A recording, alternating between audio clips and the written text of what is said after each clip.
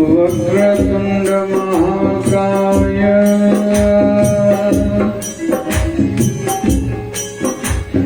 सूर्यकोटि समप्रभ निर्विघ्नं कुरु मे देव।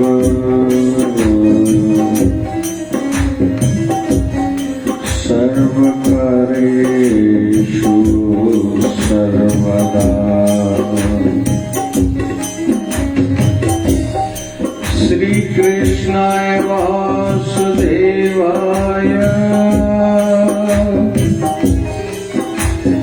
हरे परमात्मने प्रणतक्लेशनाशाय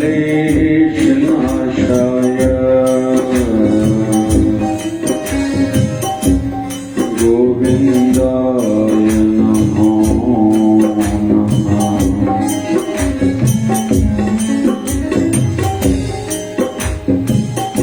मेरा मुझ में कुछ नहीं,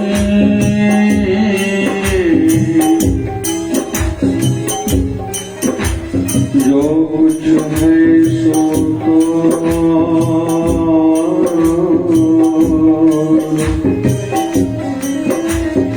तेरा तुझको सौंपा।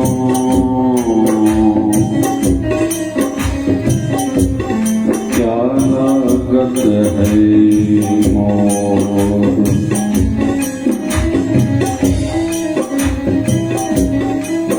शिवधारा मृतवाणी मंगलाचरण प्रणाम करो मैं आपको हे मेरे भगवान। प्रणाम करूं मैं आपको हे मेरे भगवान, हे मेरे भगवान। प्रथम पूजूं श्री गणेश को, बना दे बुद्धिमान। ब्रह्मा विष्णु महेश करे मेरा कल्याण। गुरुवर अपनी कृपा से मिटाए अभिमान। नमन शिवधरा वाले बाबा को, नमन शिवधारा वाले बाबा को, जो देते ब्रह्म ज्ञान। युक्ति भक्ति सुमति से मिटाते अज्ञान। नित्य में मन निवास को दे दिया वरदान। चित चरणों में जुड़ा रहे ऐसा दे दे ज्ञान। संत दास जैसा तैसा हूँ,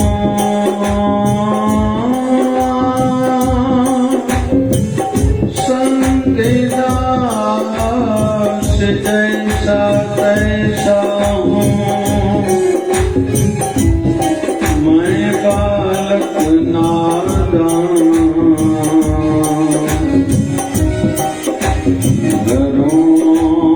गुरुदेव मैं ध्यान।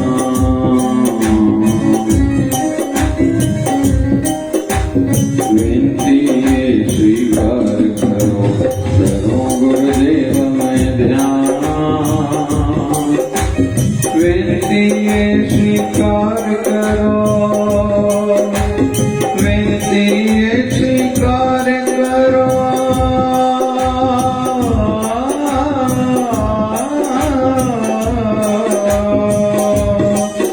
धरो गुरुदेव समय था बेनती ये स्वीकार करो राधे राधे राधे राधे राधे राधे श्याम राधे श्याम राधे श्याम राधे श्याम राधे श्याम राधे राधे श्याम राधे राधे श्याम राधे राधे राधे राधे राधे राधे राधे राधे श्याम राधे राधे श्याम राधे राधे श्याम। परमात्मा की असीम अनुकंपा से हम सबको इस ज्ञान यज्ञ श्रीमद् भागवत महापुराण जो ठाकुर जी का ही वांग्मय स्वरूप है की कथा का सुनने का सुअवसर प्राप्त हुआ है। सर्वप्रथम उस परम सत्ता को प्रणाम करें जिसकी शक्ति से ये चराचर जगत्र एवं हम जी रहे हैं।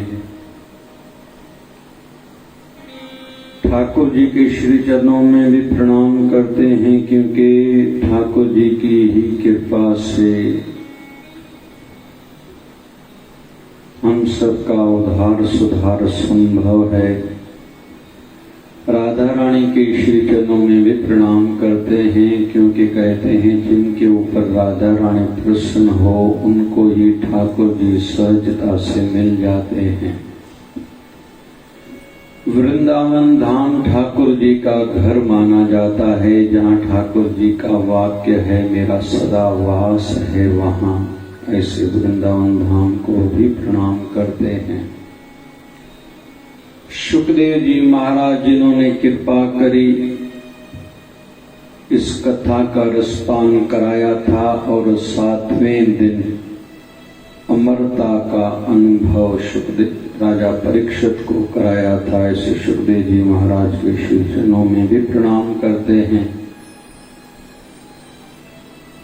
ये पावन स्थान जहाँ बैठ के हम सब ठाकुर जी का गुणगान कथा कीर्तन सत्संग सुन रहे हैं, ऐसे पूज्य शुभधर आश्रम को भी हम लोग प्रणाम करें, जहाँ सदैव भक्ति ज्ञान एवं कर्म की त्रिवेणी बहती है। यहाँ आने से ही मन को शांति का अनुभव होता है और साथ साथ में मनुष्य जन्म सार्थक कैसे हो ये सीख भी मिलती है, ऐसा अनुभव भी कराया जाता है। सदगुरु स्वामी शिव भजन जी महाराज के श्री चरणों में भी प्रणाम करें, जिनकी कृपा से ये सब धर्म कर्म के कार्य संभव हो पा रहे हैं। हनुमान जी के श्री चरणों में प्रणाम करते हैं, क्योंकि पवन सुत की कृपा से ही विघ्न दूर होंगे। आओ मिलके सभी हरि कीर्तन में प्रवेश करें। आज की कथा का मुख्य बिंदु मुख्य भाव है कि पूज्य शिवधार आश्रम का विस्तार होना अभी निश्चित हुआ है। कुछ ही दिनों में भूमि पूजन होगा, जहां 4 धाम मंदिर की स्थापना, गौशाला की स्थापना, गुरुकुल की स्थापना, वृद्धाश्रम, मल्टी स्पेशलिस्ट हॉस्पिटल आदि का विस्तार होने जा रहा है। तो प्रभु के श्री चरणों में धन्यवाद का भाव रखते हुए कि ये निश्चित हुआ है, कुछ ही दिनों में भूमि पूजन होने वाला है, इस भाव से भक्तगण मिलके ये कथा का आयोजन कर रहे हैं। साथ साथ में पितृपक्ष शुरू हो चुका है। कुछ मुख्य यजमानों के नाम लिए जाएंगे जिन्होंने अपने पितरों के मोक्ष हेतु प्रार्थना कराई है, इस कथा में सेवा करी है, यजमान बने हैं। लेकिन मिलके पहले भगत नाम में डूबते हैं, क्योंकि ये ऐसा एक नशा है, नाम खुमारी नानका चढ़ी रही दिन रात। जिनको ये नाम का नशा चढ़ा है वो अजर अमर हुए हैं, आनंद में उनका जीवन बना है। उनके जीवन में शेष कुछ नहीं रह जाता। जो हर जपै सो हर चेहा, भेद न जानो मानुख देहा। जो हर जपे, जो भी हरि का नाम जपता है, सो हर जेहा, वो हरि जैसा ही, भगवान जैसा ही बन जाता है। भेद न जानो, संशय न समझना, मानुख देहा, भले वो इंसानी शरीर में दिखाई देगा लेकिन दोनों में कोई अंतर नहीं है। जो प्राणी निस्दिन भजे, रूप राम तिह जान, हर जन हर अंतर नहीं, नानक साची मान। जो भी रोज भजन करते हैं उनको राम का ही रूप मानना चाहिए, जानना चाहिए। दोनों में किंचित मात्र भी अंतर नहीं है, भेद नहीं है, फर्क नहीं है। नानक साची जान। गुरु तेग बहादुर जी महाराज कहते हैं, मेरी बात को सच करके जानना, समझना। प्रभु को सदैव निवेदन भी जब करने के लिए, प्रार्थना करने के लिए भी बैठे तो सर्वप्रथम भक्ति की ही प्रार्थना करनी चाहिए, जो आज की कथा में हम लोग महिमा सुनेंगे भी सही। तो आओ मिलके हरि नाम का आनंद लेते हैं।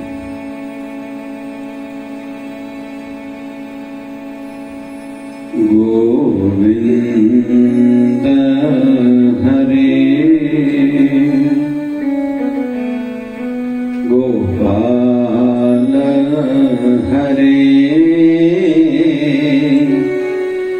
जय जय प्रभु दीन दयाल हरे,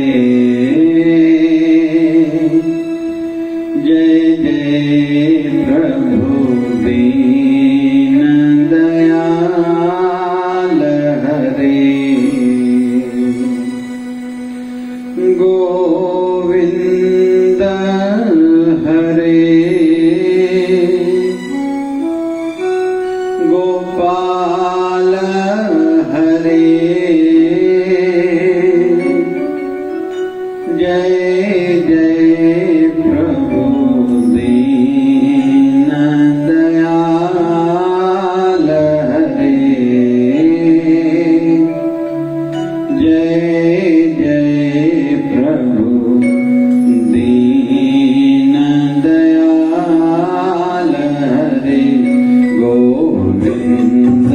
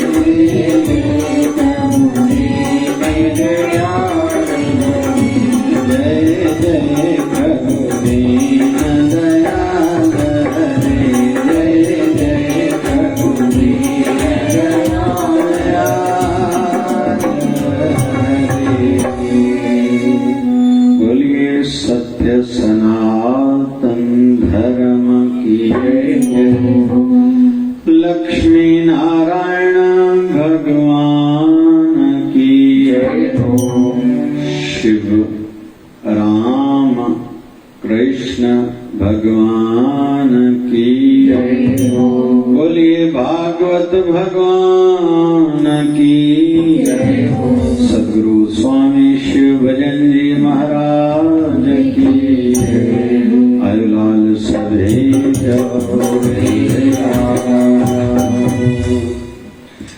सच्चिदानंद रूपाय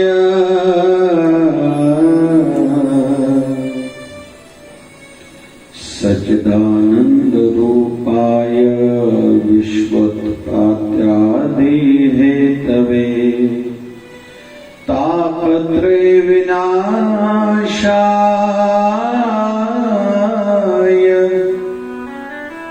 श्री कृष्णाय वयं नमः। श्री कृष्णाय वयं नमः। सच्चिदानंद रूपाय। आओ श्रीमद् भागवत महापुराण के पहले श्लोक के माध्यम से हम लोग कथा में प्रवेश करें। वेद व्यास जी महाराज इसके रचयिता हैं। 18,000 श्लोकों के रूप में इसको विस्तार दिया था और इस पहले सूत्र में पहले श्लोक में ही ठाकुर जी की महिमा उनकी गुणों के संदर्भ में बताया है। क्योंकि जब जिसके गुण के संदर्भ में हम लोग सुनते हैं तो हमारे मन में एक आकर्षण सा उत्पन्न होता है।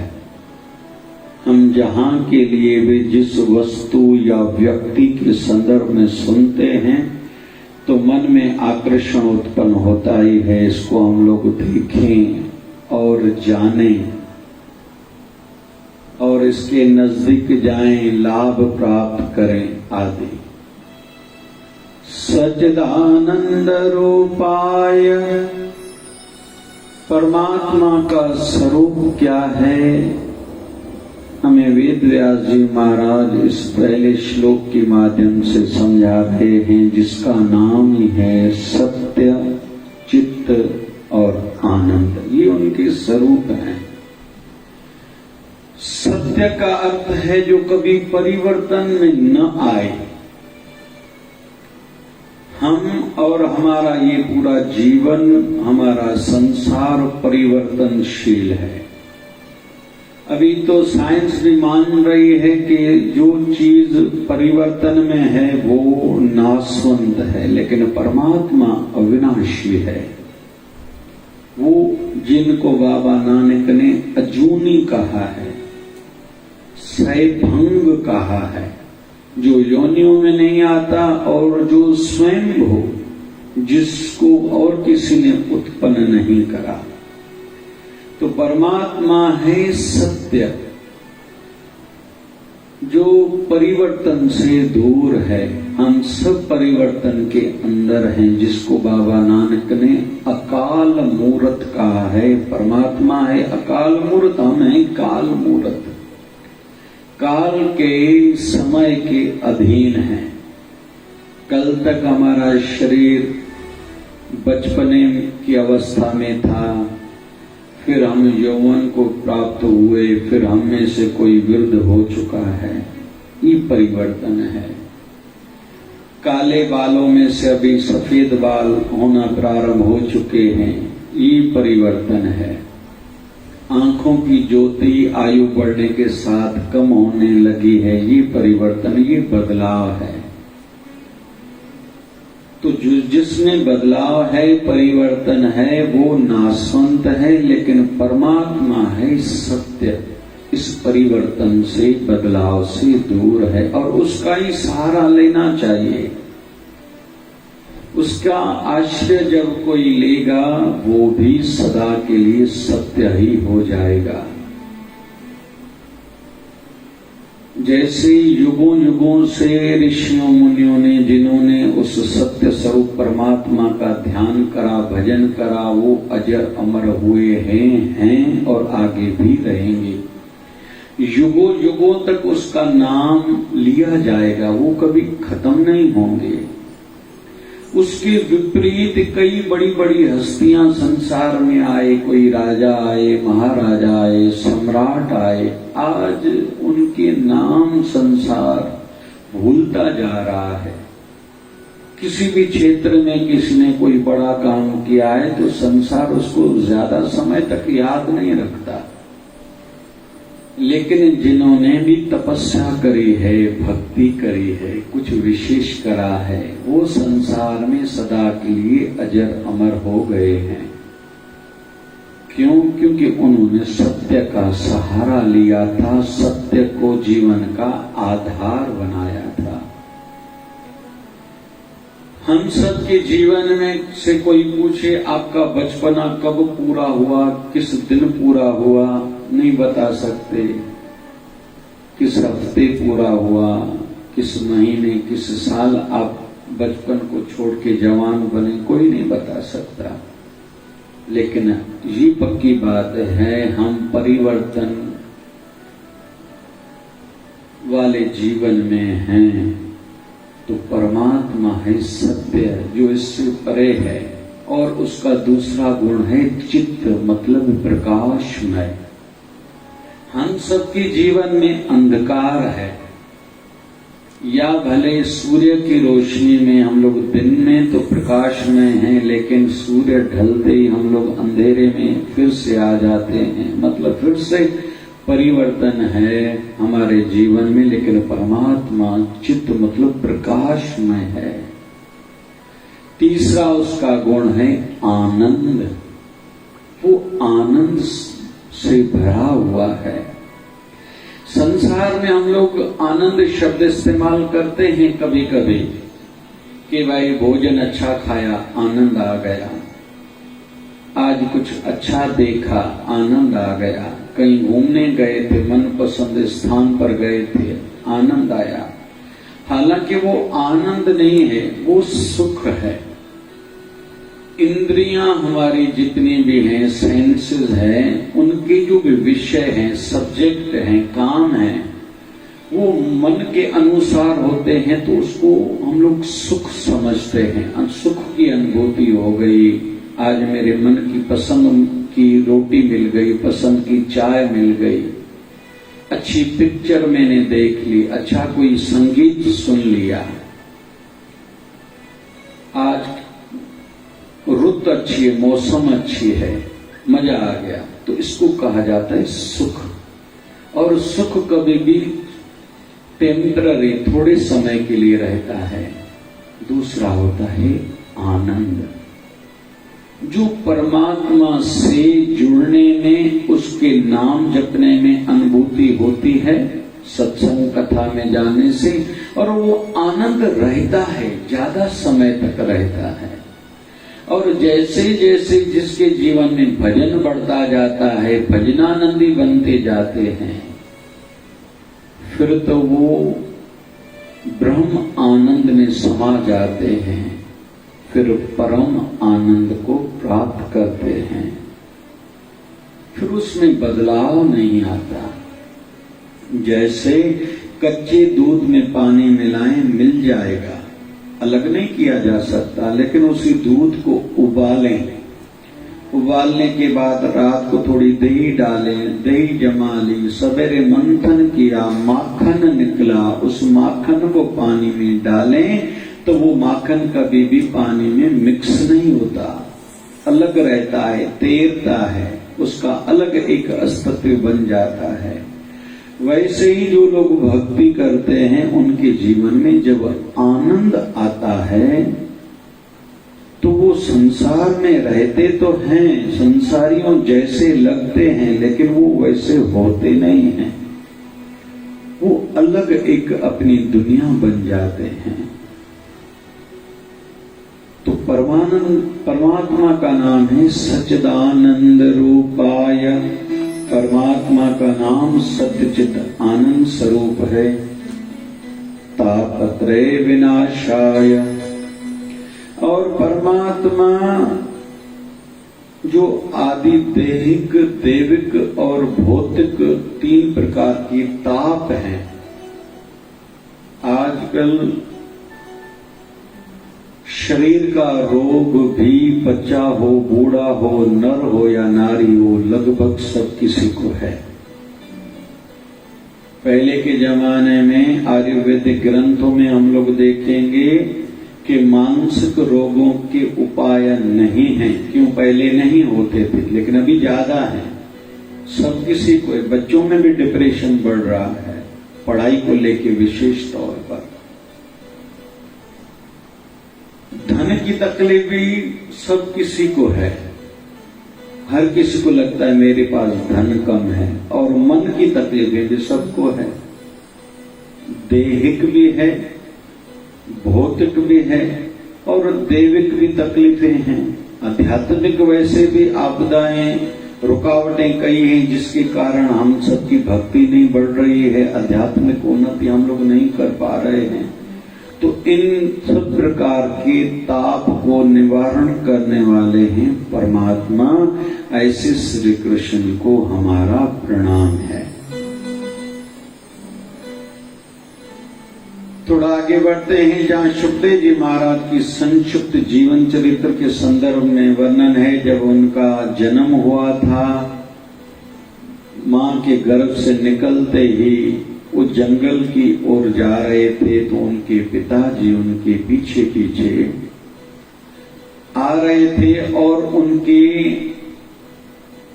बुलाने पर भी वो उनकी ओर सुखदेव जी महाराज ध्यान नहीं दे रहे थे, अपने पिता वेदव्यास जी महाराज की ओर। और वृक्षों के पत्तों से भी उनका आभास हो रहा था।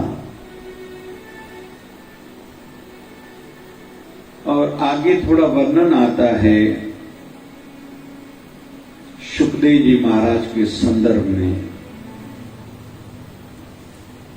इस कथा को ऐसे दंत कथा कहते हैं, लेकिन आनंद बहुत है, एक सीख भी है और जानकारी भी है, जिसको कहा जाता है अमर कथा।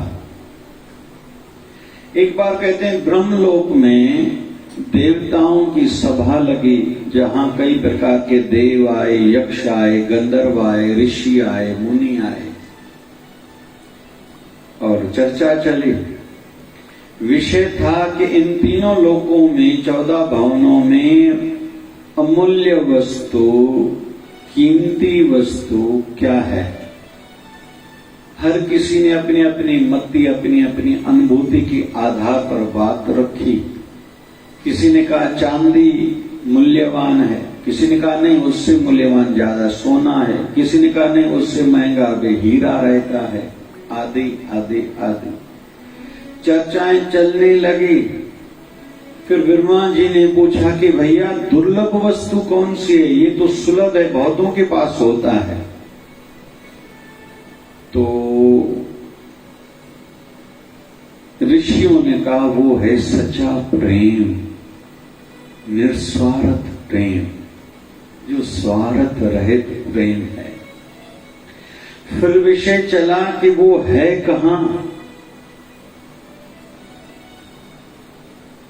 तो देवताओं ने कहा वो है जो संसार के रचयिता ब्रह्मा जी और ब्रह्माणी, उनके पास होगा। तो ऋषियों ने कहा कि उनको संसार की रचना से फुर्सत कहां है कि वो प्रेम के संदर्भ में सोचते भी होंगे। फिर नारद जी वहां बैठे थे। नारद जी के इष्ट देव हैं भगवान नारायण, लक्ष्मी नारायण, बोले उनके पास है। तो फिर विषय चला कि उनके पास कहाँ है, क्योंकि भगवान को जब जब कोई भक्त पुकारता है, भगवान तो दौड़े दौड़े चले जाते हैं। उनको प्रेम करने का भी समय कहाँ मिलता होगा। और अक्सर वो माँ लक्ष्मी के संदर्भ में कह रहे थे उनको छोड़ के चले जाते हैं। अंत में निष्कर्ष निकला कि ये निस्वार्थ प्रेम भगवान शिव जी के पास होगा, क्योंकि शिव जी सबसे पहले तो अर्धनारेश्वर उसको कहा जाता है। माँ पार्वती आधा शरीर, माँ पार्वती जी का आधा शरीर भगवान शिव जी का माना जाता है और सदैव कैलाश पर्वत पर रहते हैं। निस्वार्थ प्रेम अगर होगा संसार में तो वही होगा। तो नारद मुनि जी ने जब सुना कि मेरे स्वामी के संदर्भ में स्वीकृति नहीं मिली है, तो शिव जी के संदर्भ में मैं कैसे मान सकता हूं, मैं परीक्षा लूंगा। तो उस भाव से नारद मुनि जी रोज कैलाश पर्वत जाने लगे और कैलाश पर्वत पर जाते, लेकिन शिव जी भी मां पार्वती के साथ वहां रहते थे तो कुछ परीक्षा आदि ले नहीं पाते थे।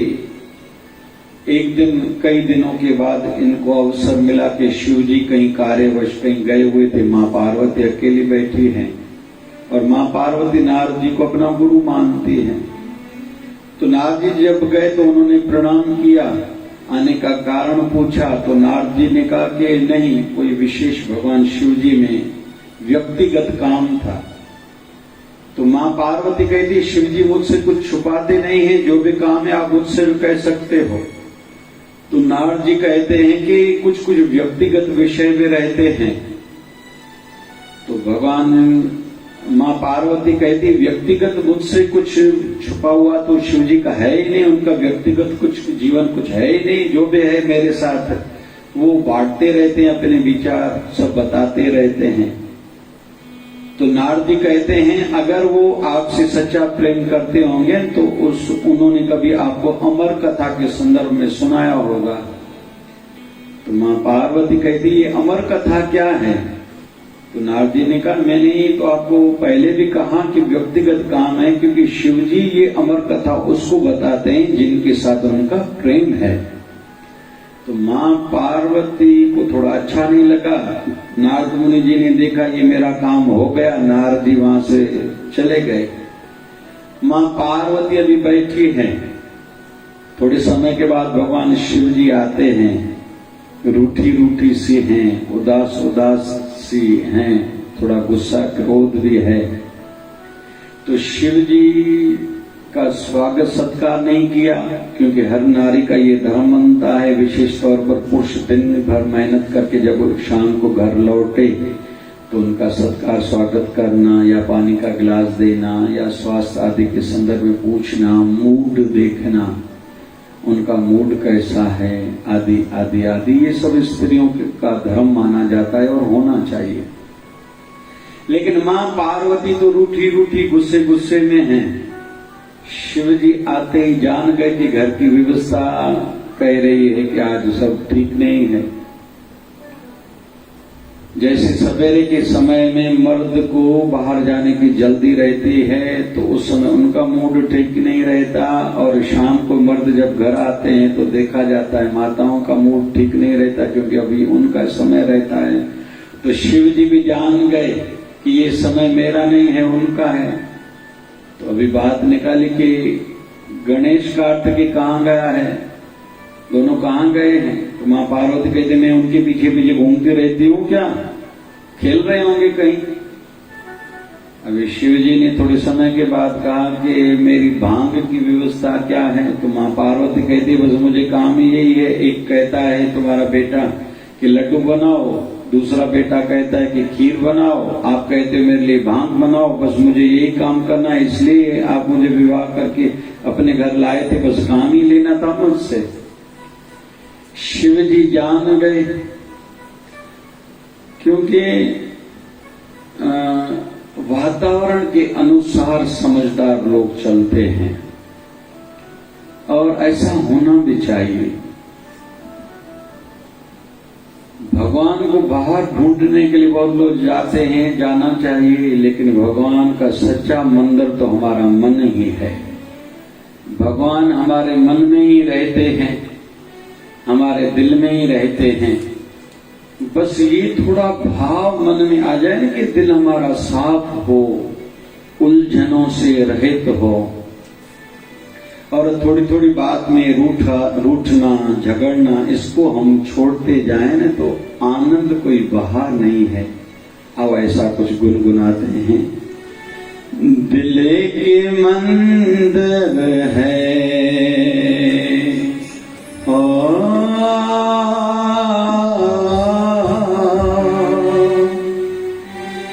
आनंद अंदर है, प्रेम बिना फिर वो नहीं मिलता, प्रेम ही सब कुछ है। दिल एक मंदिर है।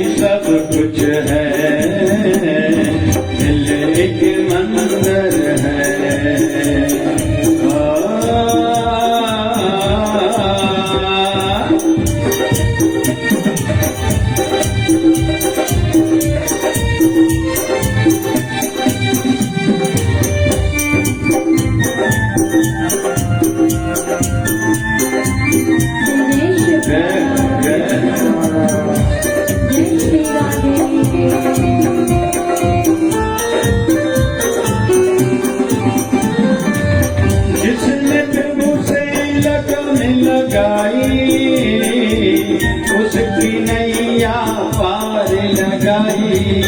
जिसने प्रभु से लगन लगाई उसकी नैया पार लगाई। क्या होती है नाम कुमारी वो ही जानते हैं। दिल के मंदिर है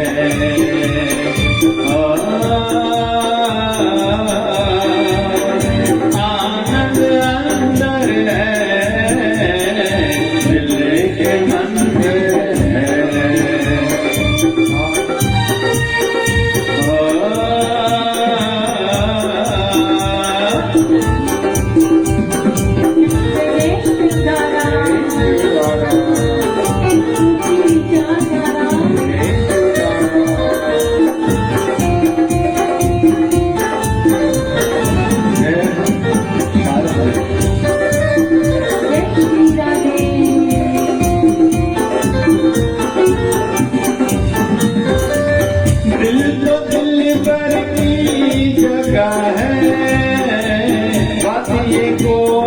क्यों भूलता है।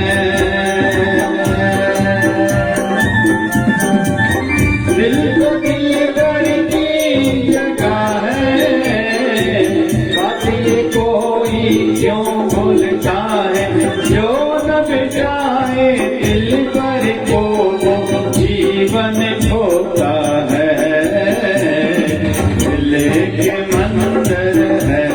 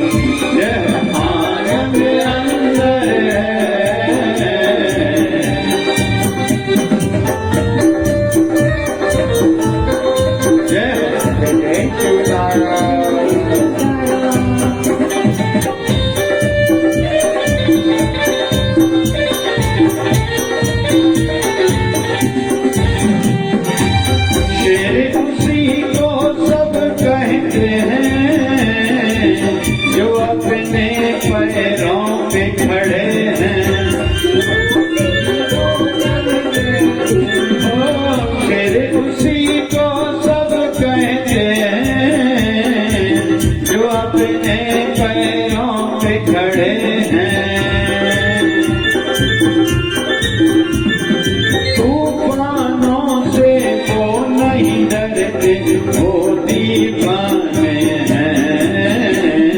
दिल एक मंदिर है आनंद अंदर है। दिल एक मंदिर है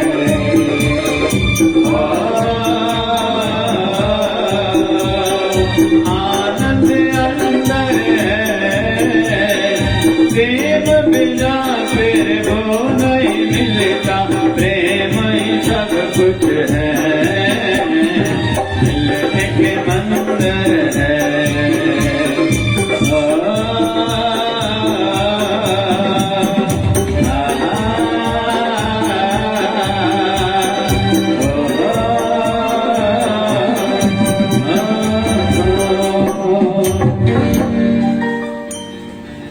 मंदिर तोड़ो मस्जिद तोड़ो ये तो एक मजाका है।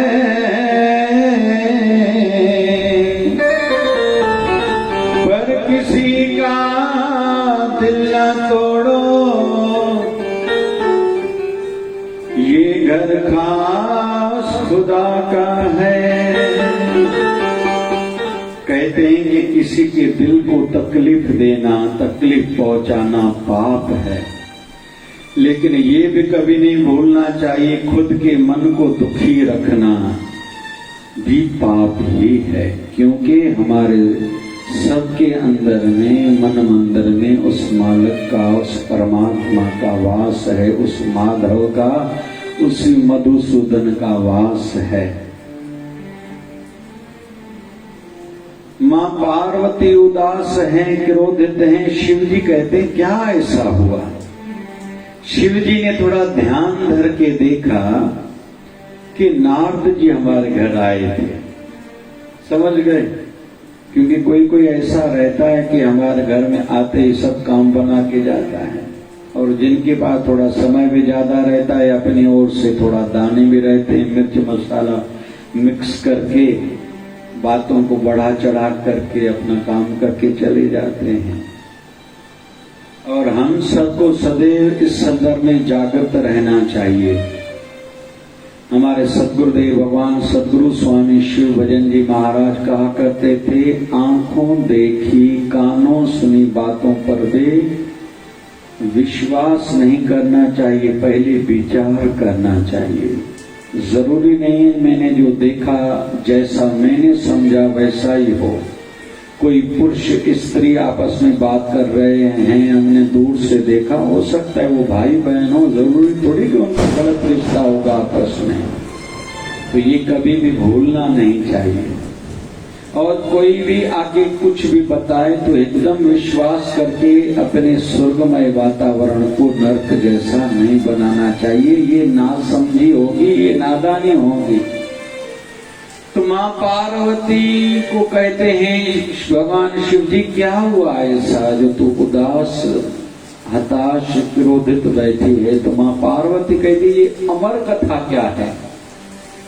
तो शिव जी कहते हैं कि तुमने ये अमर कथा के संदर्भ में क्यों पूछा? तो मां पार्वती कहती नहीं, मुझे बताओ ये अमर कथा है क्या? पहले तो आप ये बताओ कि मैं आपको प्रिय हूं या नहीं हूं? तो शिव जी कहते हैं हाँ हो, तुम अर्ध नारी, अर्ध मेरे शरीर का हिस्सा हो, अंग हो। तो मां पार्वती कहती है कि सुना है तू अमर कथा, आप अपने भक्तों को सच्चे जिनके साथ आपका प्रेम रहता है उनको बताते हो, आपने अभी तक मुझे क्यों नहीं बताई? तो शिव जी थोड़ा गंभीर होकर कहने लगे कि हे देवी सुनो, आप स्त्री शरीर हो। अक्सर देखा जाता है स्त्री शरीर कुछ भी बात अपने पेट में रख नहीं पाती हैं। जहाँ पे चार स्त्रियां मिली आपस में चर्चाएं शुरू हो जाती है। तो ये अमर कथा कुछ गोपनीय है, गुप्त है, ये सबको नहीं बताई जाती। तो माँ पार्वती कहती ठीक है, ऐसी बात थी तो आप मुझसे कहते थे, मैं ये कथा किसी को बताऊंगी नहीं, आप बताओ। तो भगवान शिव जी मां पार्वती को कैलाश पर्वत पर कल्प वृक्ष के नीचे बैठे हैं। अभी अमर कथा के संदर्भ में बताना प्रारंभ करने वाले हैं। कल्प वृक्ष है, योगा योग उस कल्प वृक्ष पर एक सूक का, शूक मतलब तोते का अंडा भी पड़ा है। अभी शिव जी कहते हैं मां पार्वती को ये कथा जो मैं तुम्हें सुनाऊं पहले तो किसी को बताना नहीं। तो मां पार्वती कहती ठीक है, मैं किसी को नहीं बताऊंगी। अभी शिव जी को ध्यान में आया कि जब भी कोई भी साधना में, भक्ति में, कथा में, अच्छे किसी कार्य में, धर्म कर्म में जुड़ने प्रारंभ हो, कुछ करता है, शुरू करता है तो बाधाएं कई प्रकार की आती हैं। तो पहले तो उन बाधाओं को दूर करना चाहिए। तो शिव जी ने ताली बजाई, पहली, फिर दूसरी, फिर तीसरी।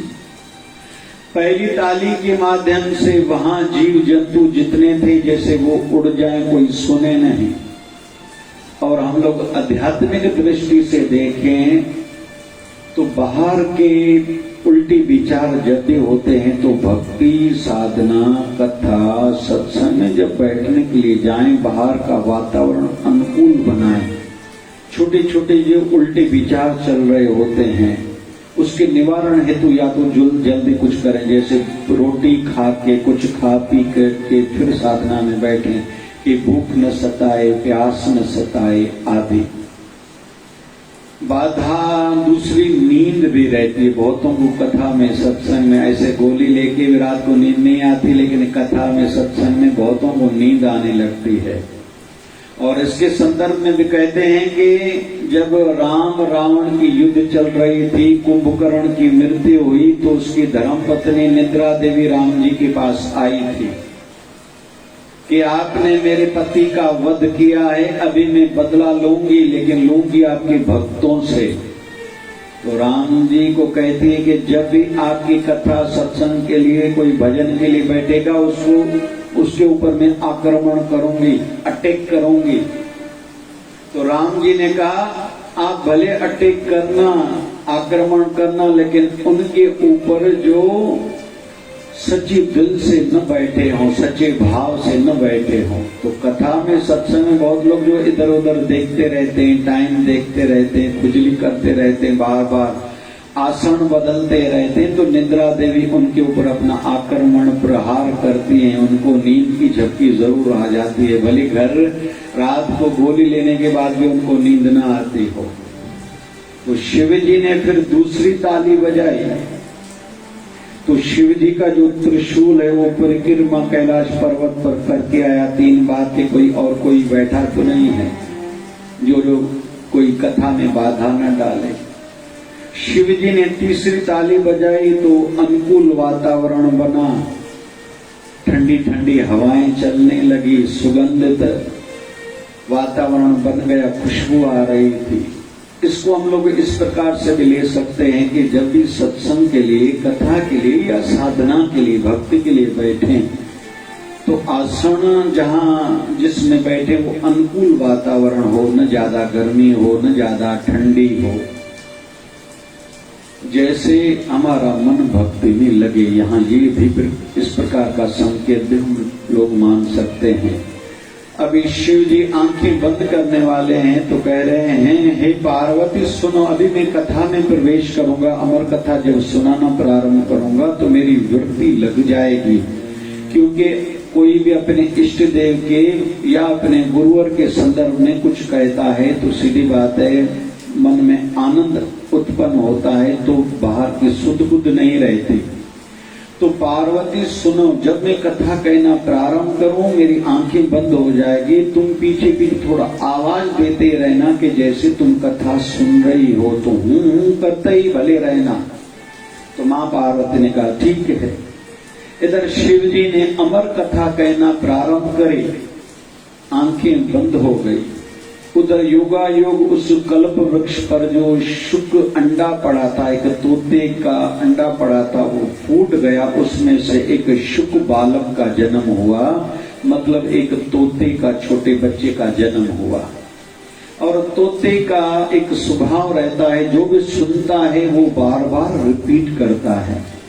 तो उस शुक बालक का जन्म हुआ, तो पार्वती माँ हूं कह रही थी, तो उसने सुना, तो हूं वो भी कहने लगा। भगवान शिव जी ने कथा आगे बढ़ाना प्रारंभ करी, मां पार्वती की आंख लग गई, तो वो शुक बालक हूं कह रहा था।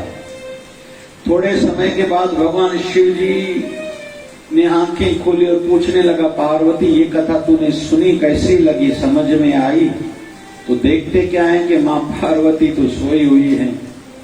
तो शिव जी के मन में आया, अगर ये सोई हुई है तो मुझे हूं कौन कर रहा था। तो नजर पड़ी ऊपर वृक्ष पर, उधर शुक बालक बैठा है, तो शिव जी उसको पकड़ने के लिए गए, तो वो शुक बालक, वो तोते का बच्चा उड़ा वहां से। अभी घूमने लगा कि मेरी रक्षा कौन करेगा। और कहते हैं कोई आपातकाल में हो तो देवताओं के पास जाता है, लेकिन इसके पीछे तो महादेव लगे हुए हैं, तो कोई देवता तो सहायता करने वाला है नहीं। फिर आया है धरा पर, धरती पर, और एक ब्राह्मण की शरण में यूं इस भाव से वेदव्यास जी महाराज के घर की ओर उसने आना प्रारंभ किया है। योगा योग वेदव्यास जी धर्मपत्नी को एक जवाई आई, मुंह जैसे खोला है, वो शुक बालक सीधा उनके मुख के माध्यम से उसके पेट में चला गया। शिव जी पीछे पीछे आ रहे हैं। वेदव्यास जी के घर के बाहर शिव जी आए हैं। वेदव्यास जी महाराज ने देखा कि भगवान शिव जी आए हैं। बड़ी बात है, जिसके दर्शन हेतु पता नहीं योगी जन क्या क्या करते हैं, भगवान शिव जी ने ऐसे ही आके मुझे दर्शन दिया है। वेदव्यास जी महाराज बाहर आए, प्रणाम किया। रुद्र रूप देखा भगवान शिव जी का। तो वेदव्यास जी महाराज कहते हैं, महाराज जी भगवान शिव जी को कहते हैं, प्रभु ये क्या लीला बनाई है? बोले एक चोर आया है, मेरे हाथ से कुछ चोरी करके आपके घर। तो वेदव्यास जी महाराज कहते हैं, पहले तो आपके घर से किसी को चोरी करने की जरूरत ही क्या है, क्योंकि आप तो बिन मांगे ही दे देते हो। रही बात चोरी की, आपके घर में है ही क्या? आप कैलाश पर्वत पर रहते हो, आग हो, भांग हो, धतूरा हो, यही चीजें तो आपके पास हैं, तो ये चोरी कौन करेगा? तो शिव जी कहते हैं कि मेरी अमर कथा चुरा के आया है। तो वेदव्यास जी महाराज हंसने लगे कि प्रभु ये क्या लीला है? आप खुद कहते हो कि अमर कथा, मतलब जिसके सुनने से कोई अमर हो जाए, तो उसको आप मारने के लिए आए हो। मानते हैं आप महाकाल हो, लेकिन कथा के संदर्भ में खुद ही कह रहे हो जिसने सुनी वो अमर हो गए। अगर वो अमर हो गया तो आप उसको कैसे मार सकते हो? लेकिन आप चलो महाकाल हो, मार सकते हो, तो उस अमर कथा का मूल्य कम हो जाएगा, महिमा कम हो जाएगी। तो शिव जी रुद्र रूप में थे, गुस्से में थे, शांत हो गए। तो कहते चलो मारूंगा नहीं, अपनी कैद में रखूंगा, बंदी बना के रखूंगा। तो वेदव्यास जी महाराज फिर खुश हुए कि अच्छा है प्रभु, आपके दर्शन को लोग तरसते हैं, इतने ही हजारों सालों तक योगी जन तपस्या करते हैं, आप किसी को अपनी कैद में अपने पास रखना चाहते हो, इससे अधिक और क्या चाहिए? रही बात वो जो शुक बालक था मेरी धर्म पत्नी की, अभी गर्भ में है, पेट में है, उसको ऐसे कैसे निकाल सकते हैं? तो शिव जी कहते हैं जब तक उसका जन्म नहीं होता मैं यहाँ बैठता हूँ। वेदव्यास जी महाराज कहते हैं इससे ज्यादा और क्या चाहिए, आप किसी के यहाँ ठहर जाओ। तो शिव जी ने 1 साल के लिए वहां समाधि लगाई थी। वेदव्यास जी महाराज प्रसन्न हैं। तो वेदव्यास जी महाराज और शिव जी के बीच में ये जो चर्चाएं चली, ये माँ के गर्भ में वो शुक बालक जिसने अमर कथा सुनी है, अमर बन चुका है, वो सुन रहे हैं। अच्छा लग रहा था, लेकिन वो कहते हैं कि शिव जी ने अगर 1 साल की समाधि लगाई है, मैं भी प्रभु का सच्चा भक्त हूं, मैं भी तो अखंड समाधि में लग जाता हूं। तो उन्होंने फिर 16 साल की समाधि लगाई है। किसने? उस शुक बालक ने। कहा? अपने माँ के गर्भ में, माँ के पेट में। इधर 1 साल पूरा होते ही शिव जी की आंखें खुली और वहां से प्रस्थान करके गए कैलाश पर्वत की ओर। इधर 15.5 साल उस शुक बालक को अपने माँ के गर्भ में हो चुके हैं। तपस्या चल रही है माँ के गर्भ में। अभी शरीर में पीड़ा है। देवतागण भगवान के पास आए कि ये बड़ी बात है, कोई माँ की गर्भ में इतने सालों तक तपस्या करे। तो भगवान विष्णु प्रकट हुए, कहते हैं उस बालक को माँ के गर्भ में, अरे भैया तुम बाहर आ जाओ।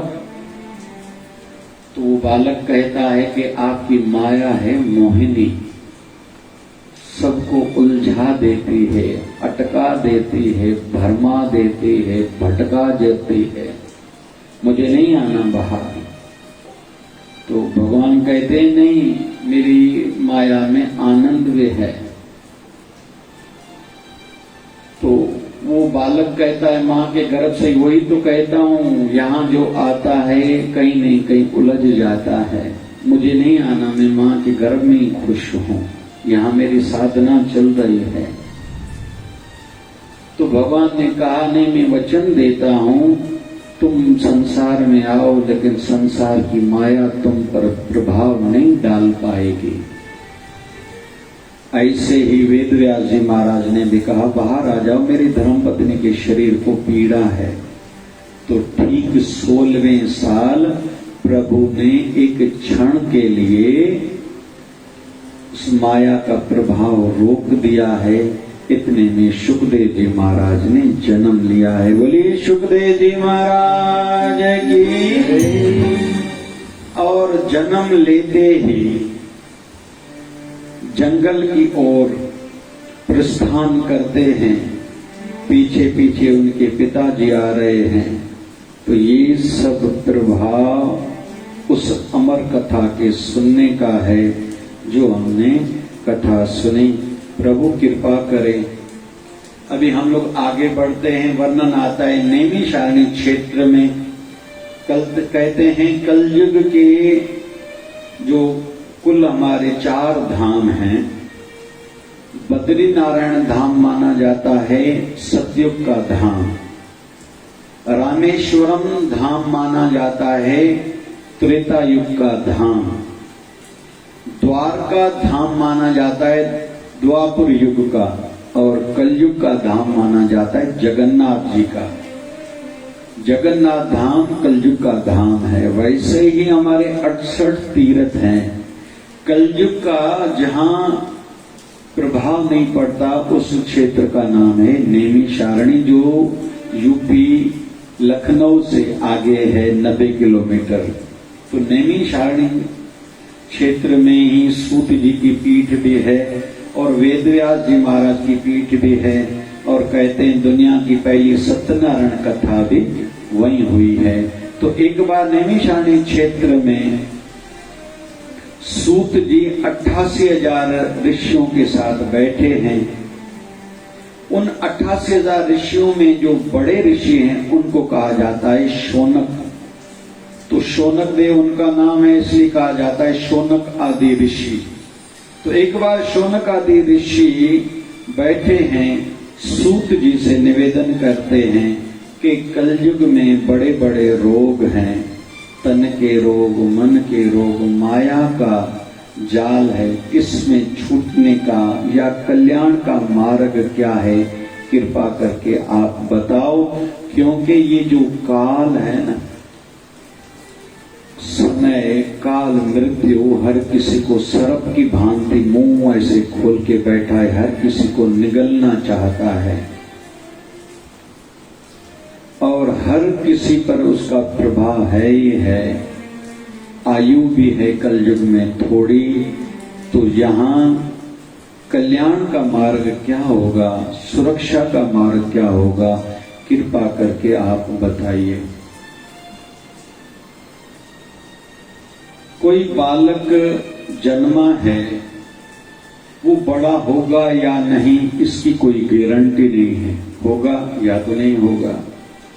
वो पढ़ाई करेगा या नहीं करेगा, दोनों बातें हो सकती हैं। विवाह करेगा या नहीं करेगा, दोनों हो सकता है। लेकिन किसी को ये नहीं, कोई नहीं कह सकता कि ये बालक मरेगा या नहीं मरेगा। जो जन्मा है वो मरेगा जरूर। तो यहाँ इशारा दिया गया है आयु भी अल्प है, क्योंकि कलयुग में बड़ी आयु मानी जाती है 100 साल। उससे पहले युग था द्वापर, तो एक 0 बढ़ाते हैं, तब आयु थी 1000 साल। उससे पहले था त्रेता युग, तो उसमें एक 0 और बढ़ाते तो 10,000 सालों तक आयु थी। उससे पहले था सतयुग, तो एक 0 और लगाते तो 1,00,000 सालों तक आयु इंसान की थी। तो कलयुग में ज्यादा आयु मानी जाती है 100 साल की। फिर उसमें इतनी सारी चिंताएं, तन की तकलीफें, मन की तकलीफें, धन की तकलीफें, परिवार की तकलीफें, समाज की तकलीफें। तो इस काल में हर किसी को कल्याण का साधन भी तो चाहिए, मार्ग तो चाहिए। तो ये सूत जी से शौनक आदि ऋषियों ने प्रश्न पूछा है, जो वैसे हम सबकी ओर से भी प्रश्न होना चाहिए। क्योंकि संसार में उपाय हर चीज का रहता है, लेकिन जो जिस चीज का जानकार है उससे ही पूछना है। आंखों वाले डॉक्टर के पास जाना चाहिए जब आंख की तकलीफ हो, लेकिन कान की तकलीफ हो तो किसी कान वाले डॉक्टर के पास जाएंगे, भले डॉक्टर है वही।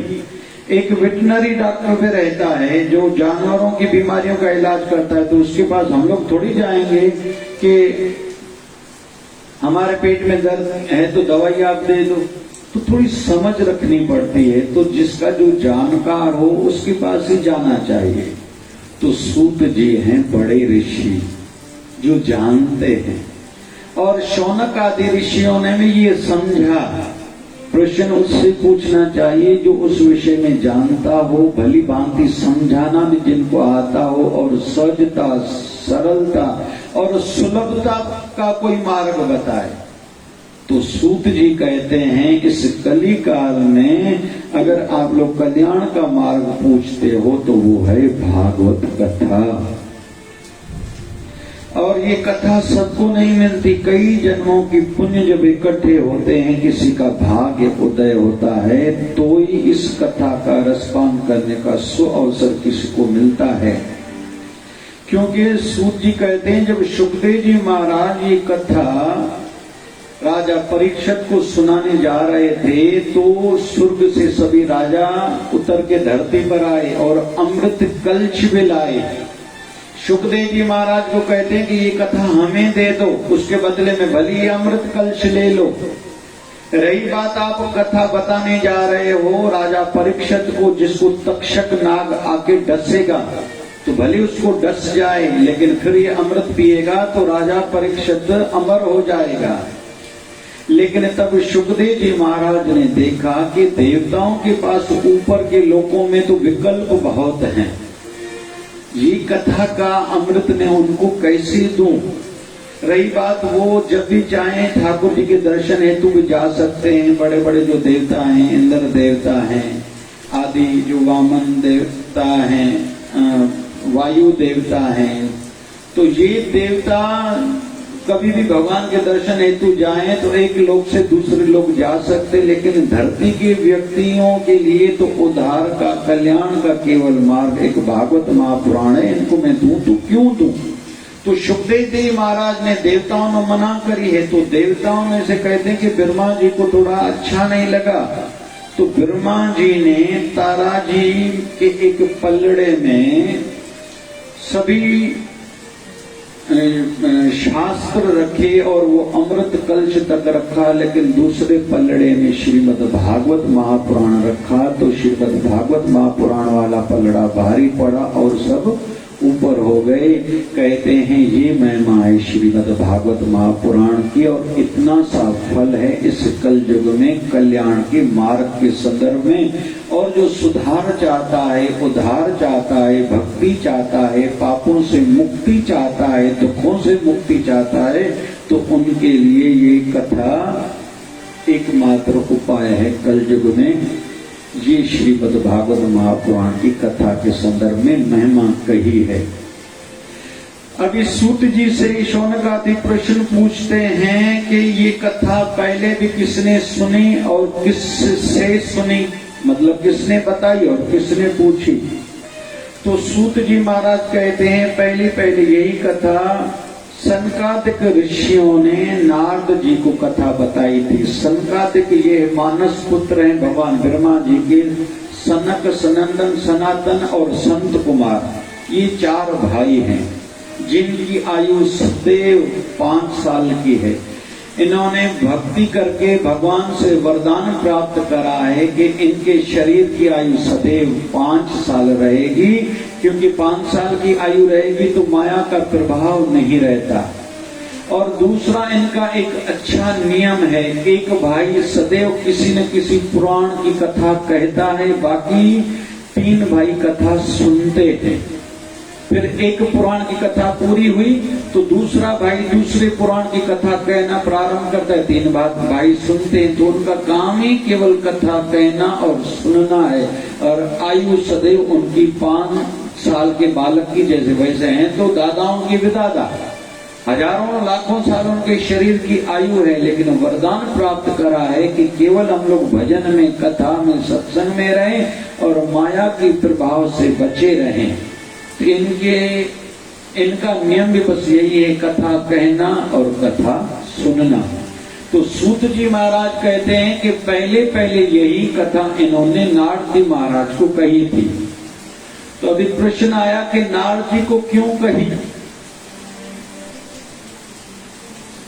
तो सूत जी महाराज कहते हैं नारद जी ने एक बार धरती के संदर्भ में महिमा सुनी कि इस धरती पर राजा हरिश्चंद्र जैसी हस्तियां भी हुई हैं, पावन पावन हरि भक्त हुए हैं जिन्होंने भक्ति खूब करी है। एक बार उनके मन में आया क्यों न इस धरती की परिक्रमा की जाए। जैसे कार्तिक या अधिक मास या माघ मास में वैष्णव धर्म को मानने वाले बहुतों में देखा जाता है परिक्रमा करते हैं। हमारे हिंदू धर्म में परिक्रमा का एक नियम है, बहुत से मंदिरों में मठ में ऐसी व्यवस्था रहती है। वैसे ही नारद मुनि जी के मन में आया कि मैं इस धरती की परिक्रमा करके आऊं।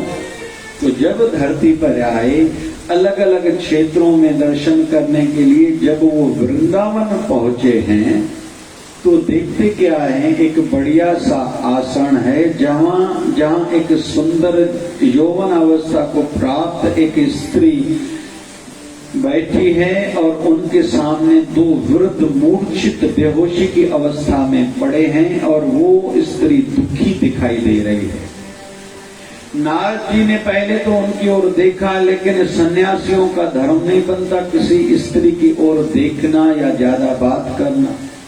जब वहां से आगे चल रहे थे तो उन स्त्री ने उनको बुलाया कि हे ऋषिवर, हे साधु पुरुष, कई जन्मों के पुण्य इकट्ठे होते हैं तो तभी जाके आप जैसे किसी संत महापुरुष के दर्शन होते हैं। मैं आपको प्रणाम करती हूँ।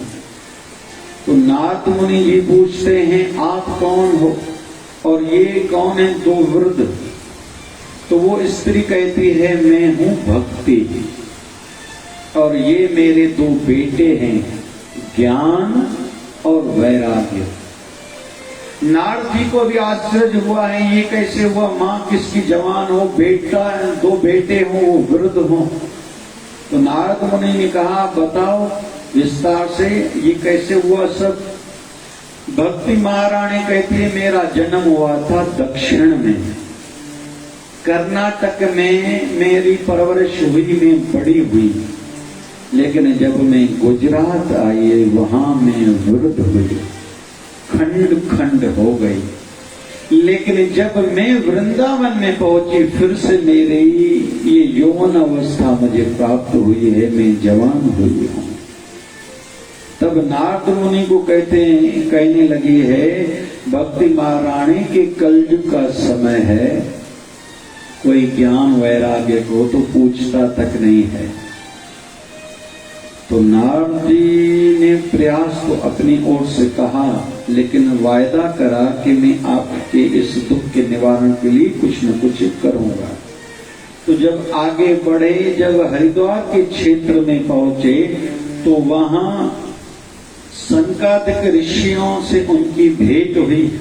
नारद मुनि जी ने उनको पूरी बात कह सुनाई कि मैं आया तो धरती पर था आनंद लेने के लिए, लेकिन ऐसी घटना देखी कि मेरे मन में भी उदासी सी हो गई है। तो सनकादिक ऋषियों ने कहा आप सभी शास्त्रों की ज्ञाता तो हैं, उनके बेटों की मूर्छा बेहोशी दूर करने के लिए आप किसी भी वेद का कोई मंत्र बोल सकते थे, कोई उपनिषदों का मंत्र बोल सकते थे, कोई श्रीमद् भगवद गीता का मंत्र बोल सकते थे। तो नारद जी ने कहा मैंने ये सब किया। जब भी कोई मंत्र उच्चारण करता था तो थोड़ी देर के लिए वो सब होश में आते थे, मूर्छता उनकी कम होती थी, लेकिन थोड़ी देर के बाद फिर से वो मूर्छित हो जाते थे। आप उपाय बताइए। तो सनकादिक ऋषि कहते हैं इसका एकमात्र उपाय है श्रीमद् भागवत महापुराण की सप्ताह कथा सुनना। तो सनकादिक ऋषियों को नाथ जी कहते हैं कृपा करके आप ही सुनाइए, आप संत हो, संसार का उद्धार आप ही करोगे, आपके हृदय में करुणा है, आप निस्वार्थ भाव से ये सब करते ही हो। तो नारद जी को सनकादिक जो हैं वैसे उनके भाई दोनों ब्रह्मा के पुत्र हैं, नारद जी भी और इधर सनकादिक ऋषि भी, पांचों भाई हैं आपस में। नारद जी कहते नहीं मुझे आपसे ही कथा सुननी है। और यहाँ थोड़ी सीख ये भी मिल रही है, वो कथा हुई थी हरिद्वार में, निमित्त की गई थी भक्ति महारानी को, जो जिसके दो मूर्छित बेटे हैं वृंदावन में। कथा हुई थी हरिद्वार में और निमित्त की गई थी जो वृंदावन में दो मूर्छित अवस्था में पड़े हैं, ज्ञान और वैराग्य। इससे हमें ये सीखने को मिल रहा है, हम किसी के निमित्त भी, पहले तो कोई इस शरीर में कोई नहीं है, कोई गुजर गया है किसी के घर का व्यक्ति, तो उसके मोक्ष के लिए, उद्धार के निमित्त हम लोग भागवत कथा कहीं भी करा सकते हैं और कोई भी करा सकता है। और वैसे भी खुद के कल्याण के लिए भी कथा जीवन में कम से कम एक बार ही सही करानी चाहिए, दूसरी बार करानी चाहिए कम से कम अपने पूर्वजों के लिए, तीसरी बार मेरा मत ये है अपने छोटों के लिए भी करानी चाहिए कि हो सकता है हमारे आने वाले वंशजों में से किसी के हृदय में भक्ति भाव न जगे और कोई किसी कारण से ये कथा न करा पाए, तो हमें ये करानी चाहिए कम से कम 3 कथाएं, और साथ साथ में बार बार सुननी चाहिए। और बहुत लोग कहते हैं हमने तो कई बार कथा ये सुनी है, तो उसके संदर्भ में भी आज हम लोग सुनेंगे कि क्यों हमें उतना फल नहीं मिला है जितना मिलना चाहिए था, या जिन्होंने कथा सुनी उनका मोक्ष हो गया, हमारा अभी तक दुखों से मुक्ति का अनुभव हमें क्यों नहीं हो रहा है, हमारे दुखों से छुटकारा हमें क्यों नहीं मिल रहा है। आज वो भी इस कथा के माध्यम से हम लोग सुनेंगे, सीखेंगे। तो कुल मिला के सनकादिक ऋषियों ने कथा कही, और जब 7वें दिन कथा पूरी हुई, भगवान वहां प्रकट हुए हैं। ज्ञान और वैराग्य की मूर्छित अवस्था खत्म हुई, वो होश में आए हैं और वो दोनों जवान बने हैं। इधर से भक्ति महारानी ने भगवान को प्रणाम किया, ठाकुर जी को निवेदन किया कि सदैव आपकी कृपा मुझ पर बनी रहे। तो भगवान ने कहा, हे भक्ति महारानी मैं तुझ पर प्रसन्न हूँ। तो भक्ति महारानी से भगवान ने कहा था वर मांगो, तो उन्होंने वरदान में मांगा था जो भी मेरा आश्रय ले, मतलब भक्ति करे, भले नीच जाति वाला हो या ऊंच जाति वाला हो, बालक हो या बूढ़ा हो, नर हो या नारी हो, प्रभु जो भी भक्ति करे उस पर आपकी विशेष कृपा रहनी चाहिए। तो कलयुग में ये एक विशेष गुण देखा जाता है कि थोड़ा भी कोई भजन करे, सिमरन करे, उसको भगवत प्राप्ति जल्दी हो जाती है, दुखों से छुटकारा जल्दी मिल जाता है। ये सहज सरल वरदान जो मांगा तो भक्ति महारानी ने था, लेकिन फल हम सबके लिए है और इसका लाभ हम सबको उठाना चाहिए। आओ मिलके थोड़ा हम भी भजन करते हैं। कौन कहता है भगवान आते नहीं, कौन कहता है भगवान आते नहीं, द्रौपदी की तरह तुम बुलाते नहीं, अच्युतम केशवम कृष्ण दामोदरम, अच्युतम केशवम कृष्ण दामोदरम, राम नारायणं जानकी वल्लभम, राम नारायणं जानकी वल्लभम, अच्युतम केशवम कृष्ण दामोदरम, अच्युतम केशवम कृष्ण दामोदरम, राम नारायणं जानकी वल्लभम।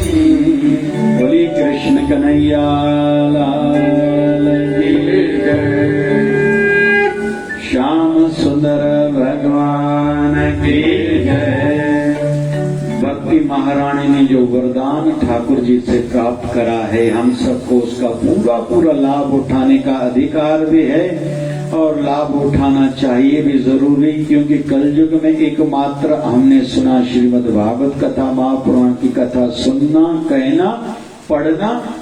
आज भी हमने ये कथा प्रारंभ हुई है तो श्रीमद् भागवत महापुराण का पाठ पारायण भी प्रारंभ है और साथ साथ में 1.25 लाख बार ओम नमो भगवते वासुदेवाय के जप का संकल्प लिया है, जो प्रारंभ हो चुका है।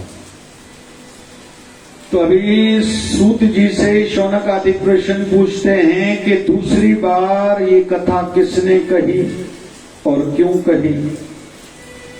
तो सूत जी कहते हैं, तुंगभद्रा नदी के किनारे पर एक विद्वान ब्राह्मण रहते हैं जिनका नाम है आत्मदेव। धनवान हैं, विद्वान हैं, संतोषी हैं, आनंदमय जीवन है, गुणों से भरपूर हैं।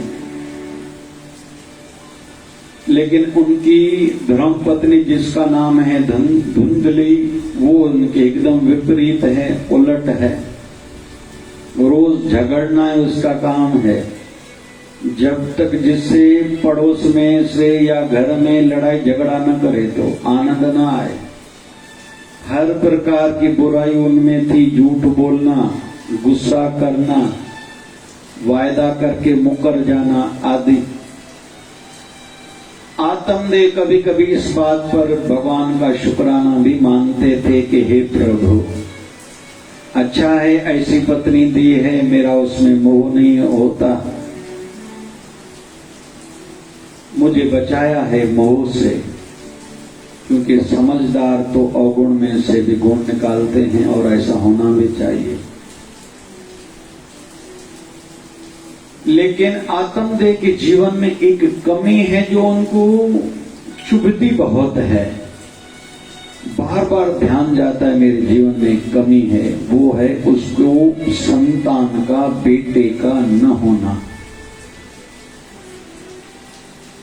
ये कमी उनके मन को बहुत पीड़ा देती थी।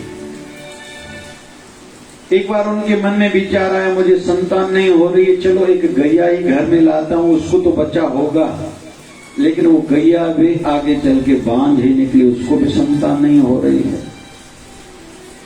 एक दिन मन उदास हुआ, मन में विचार आया, मैं ही कारण हूं, मेरे कर्मों में भी कोई कमी होगी कि मुझे संतान नहीं हो रही है। इतनी उदासी बढ़ गई कि आत्महत्या करने को तैयार हो गई और आत्महत्या करने के लिए जंगल की ओर गई। आज जितनी पढ़ाई बढ़ रही है ना, उतनी आत्महत्याएं आज के युग में भी बहुत हैं। और ये सब मन की कमजोरी ही जताती हैं, दर्शाती हैं।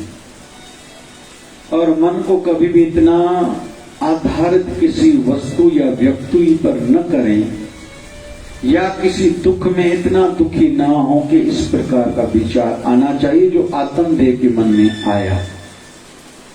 लेकिन एक ब्राह्मण शरीर आत्महत्या करने जा रहा है, पीछे से एक ऋषि जा रहे थे, उन्होंने देखा, पीछे से आवाज दी, भैया क्यों ऐसा करने जा रहे हो?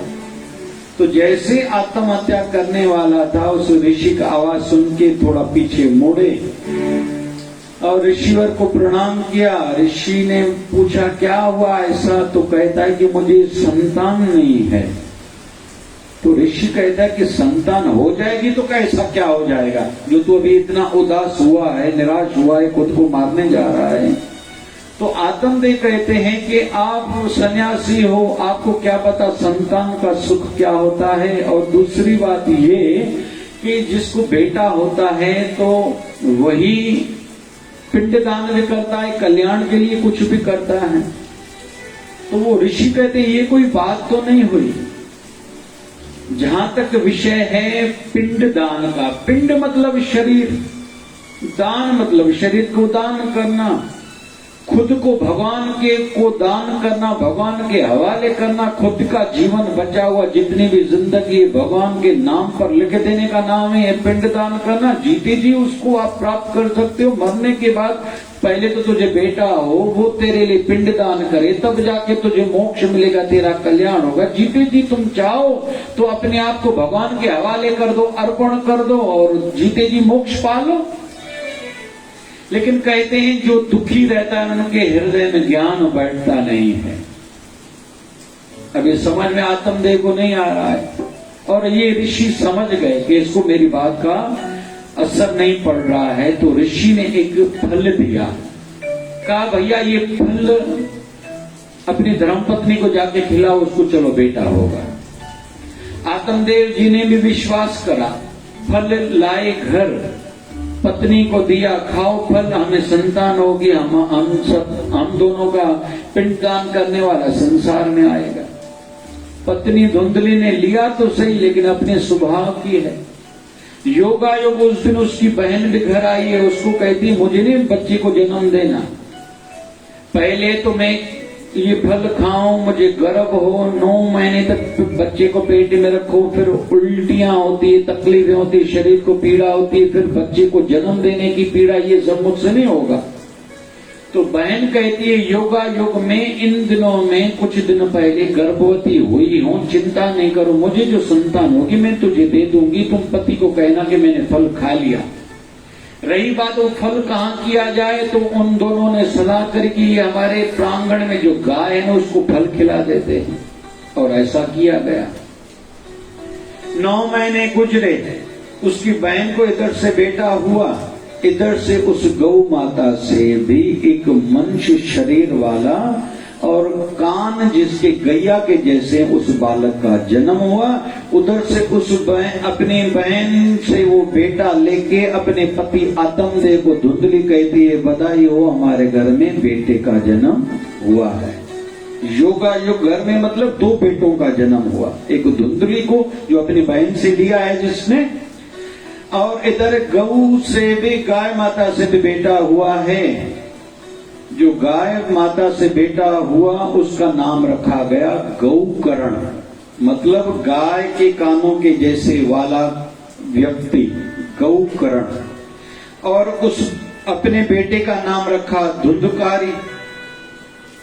जो गौकरण है वो अच्छी स्वभाव वाला है, मर्यादा वाला है, निम्रता वाला है, भक्ति भाव वाला है, अच्छे संस्कारों वाला है, माँ बाप के कहने में है, सदैव उनको प्रसन्न रखना, उनकी सेवा करना अपना धर्म मानता है। धुंधकारी जिसके जन्म से लेके बेसी जिनका अच्छा नहीं है, पाप वृत्ति वाला है, चोरी करना, झूठ बोलना, लड़ाई करना, झगड़ना, मदिरापान करना, व्यभिचार करना आदि जिसमें सब दुर्गुण हैं। समय बीतने लगा, गौकर्ण अपनी विद्या प्राप्त करने हेतु वहां से जाने लगे, लेकिन अपने पिता को कहते हैं आपका भी कोई ये जीवन है, एक बेटे के प्राप्त हेतु पता नहीं आपने क्या क्या किया, लेकिन फल आपको क्या मिला।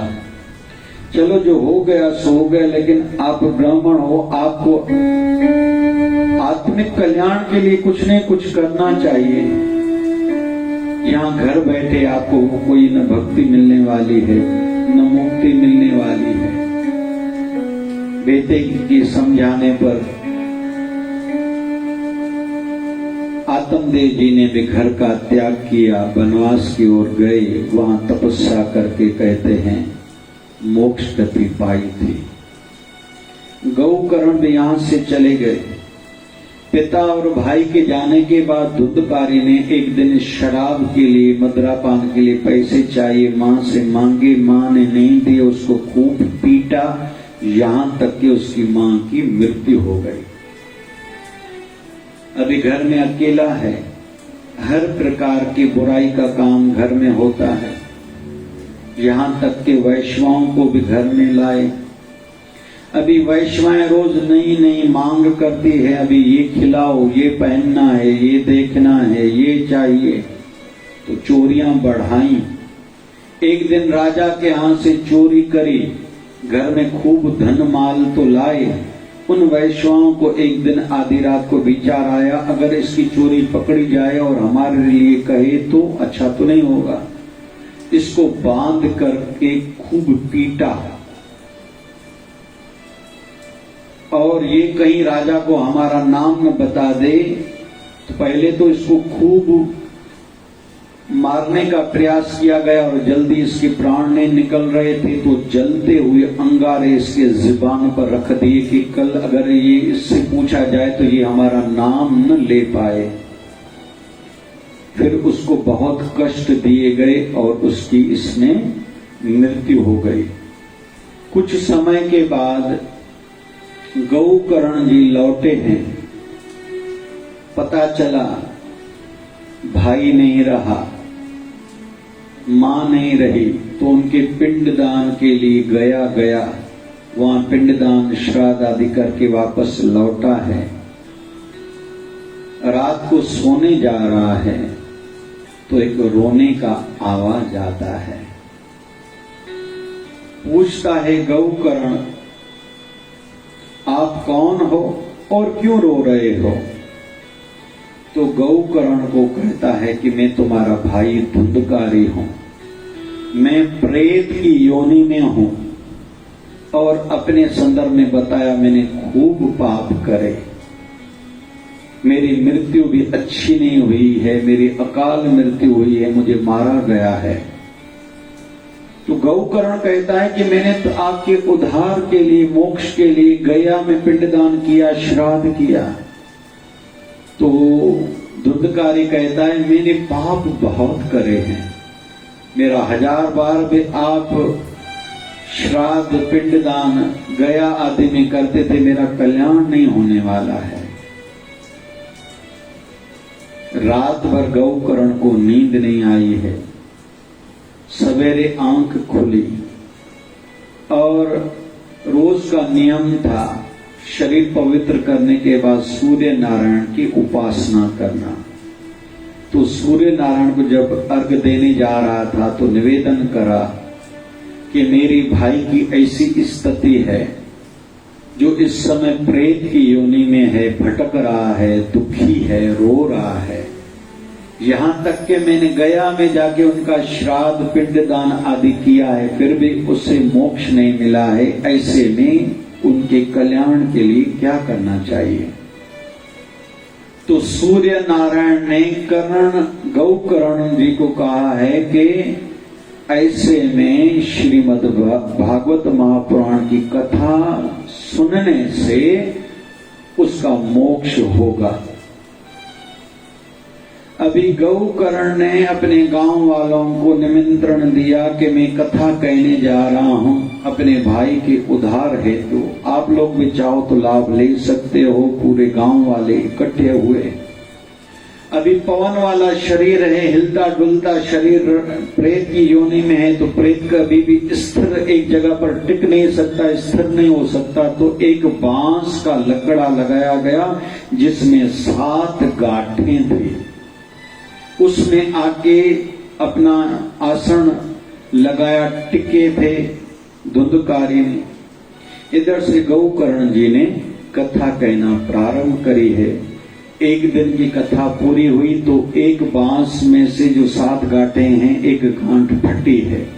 दूसरे दिन कथा कही तो दूसरी गांठ खुली। ऐसे तीसरे दिन तीसरी, चौथे दिन चौथी, 7वें दिन 7वीं गांठ खुली है। जैसे कथा पूरी हुई है, कहते हैं ठाकुर जी के धाम से एक विमान आया, उसमें धुंधकारी चढ़ा और उसका मोक्ष का द्वार खुल गया।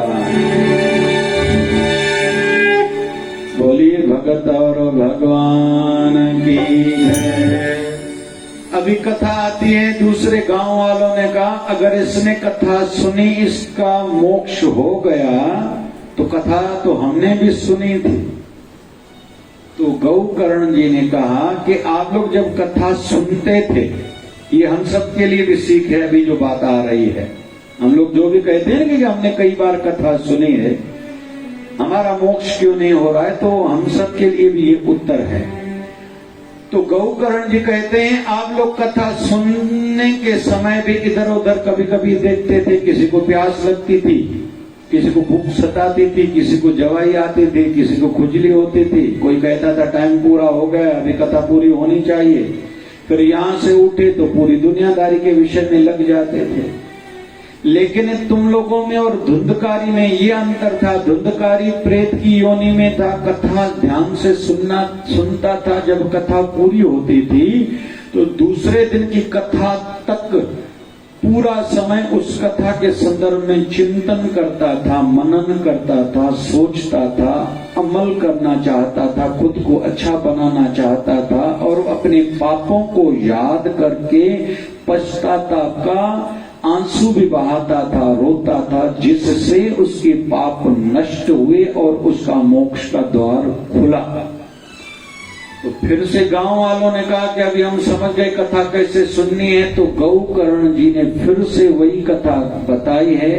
फिर जिन जिन ने ध्यान से भावना से कथा सुनी, उन सब के लिए भी विमान आया और सबका मोक्ष का द्वार खुला था। बोलिए भागवत भगवान की।